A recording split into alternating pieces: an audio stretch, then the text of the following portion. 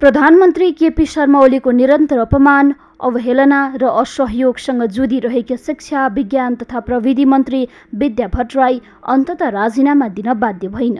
औपचारिक रूपमा स्वास्थ्य समस्याको कारण देखाइए पनि भट्टराईको राजीनामा राजनैतिक विकृति र सत्ता खेलका विरुद्धको मौन विद्रोह हो।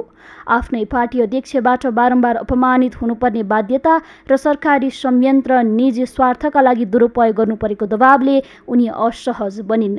शिक्षामा सुधार र पारदर्शिता ल्याउने प्रयास गर्दा प्रधानमन्त्रीको मन नपर्ने भई साइड लाइन बनाइएकी भट्टराईले अन्ततः आत्मसम्मान र आदर्श बचाउन सत्ता त्याग्ने बाटो रोजिन्। निजी विद्यालयको दबावमा सरकारी शिक्षा ऐन कमजोर पारिदा र शिक्षा मन्त्री भएर पनि निर्णय प्रक्रियाबाट बाइपास हुँदा उनले अन्ततः मौन विद्रोहको बाटो समातिन्। उनको राजीनामा सत्ता केन्द्रित राजनीतिभित्र असल नियतको कठोर परीक्षा बनेर देखिएको छ। नेपाली राजनीतिमा नियत र निष्ठा कायम राख्न खोज्नेहरूलाई सहनुपर्ने कठिनाइको पछिल्लो उदाहरण बनेकी हुन् भट्टराई। भट्टराईको निर्णयले बाहिर चिल्लो भित्र खरानी जस्तै देखिने नेपाली राजनैतिक संस्कारको असली रूप उजागर गरेको छ।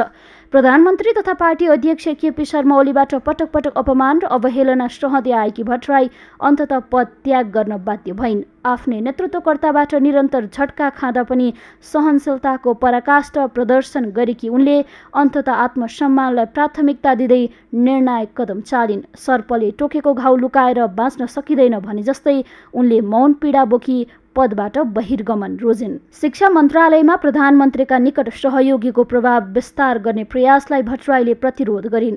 सरकारी शिक्षा सामग्री आपूर्ति निजी व्यावसायिक लाभको माध्यम बन्न नदिन उनले अडान लिइन्, जसको परिणामस्वरूप मन्त्रालयभित्रै साइडलाइन बन्न पुगिन्। मन्त्री परिषद बैठक र पार्टी सभा सम्मेलनमा प्रधानमन्त्री ओलीले भट्टराईप्रति अपमानजनक व्यवहार गरेका थुप्रै उदाहरण छन्। राजनीतिमा शक्ति संरचनाभित्र असहमतिहरूलाई कसरी बाइपास गरिन्छ भन्ने एउटा ज्वलन्त दृष्टान्त बनेको छ।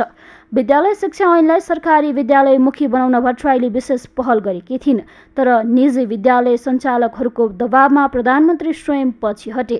भट्टराईको प्रस्ताव मस्यौदालाई बेवास्ता गर्दै निजी क्षेत्रलाई झन बढी सहजता दिने बाटो खोलियो। बजारको तराजुमा सपनाको तौल नापिँदैन भन्ने सन्देशसँगै उनको प्रयास अवरुद्ध भयो। शिक्षा सुधारको सपना सत्ता समीकरणको खेलमा बलि चढाइयो।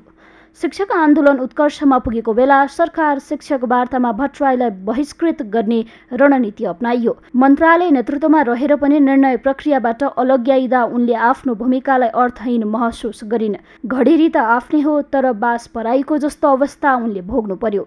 सरकार र पार्टी दुवै तहमा उनले आफ्नै हैसियतका लागि अनवरत सङ्घर्ष गर्नु पर्यो। विद्या भट्टराईको राजीनामा नेपाली राजनीतिको विकृति संस्कृतिप्रति मौन विद्रोह हो। पद र प्रतिष्ठाको मोहभन्दा माथि उठेर आदर्श र आत्मसम्मानको रक्षा गर्ने दुर्लभ उदाहरण बनेकी छन् उनी।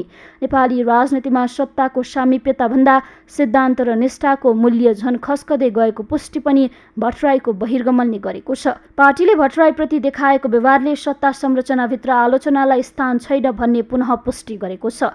प्रधानमन्त्रीको वरिपरि सत्ता केन्द्रित अनुचरहरूको घेराबन्दीमा असहमति र विवेकलाई शत्रु ठानिएको स्पष्ट देखिन्छ। कुर्सीको प्रेमले अन्धो बनाउँछ भन्ने यथार्थ अझ सघन बनेर आएको छ। भट्टराई जस्ता पात्रहरूको निष्कासनले पार्टीभित्र वैचारिक बहसको सम्भावनालाई थप खुम्च्याएको छ। शिक्षा क्षेत्रमा पनि भट्टराईको विदायसँगै सुधारको आशा जीर्ण भएको छ। सरकारी विद्यालय सुदृढीकरणमा लागि परेकी मन्त्रीलाई हटाएपछि निजी क्षेत्रको प्रभाव अझ बढ्ने देखिएको छ। घरको बत्ती निभाउँदा बाहिर अन्धकार फैलिन्छ भने चाहिँ शिक्षा नीतिमा पुनः निजीकरणको दबाव हाबी हुने सङ्केत देखिनेछ। भट्टराईले उठाएको राष्ट्रिय शिक्षा अभियानको धरोहर अहिले अनिश्चितताको भुमरीमा फसेको छ। विद्या भट्टराईको मौन बहिर्गमनले नेपाली राजनीतिमा एक तरङ्ग ल्याएको छ। अन्ततः उनको मौन विद्रोह कहिलेकाहीँ सबैभन्दा बलियो आवाज बन्न सक्छ।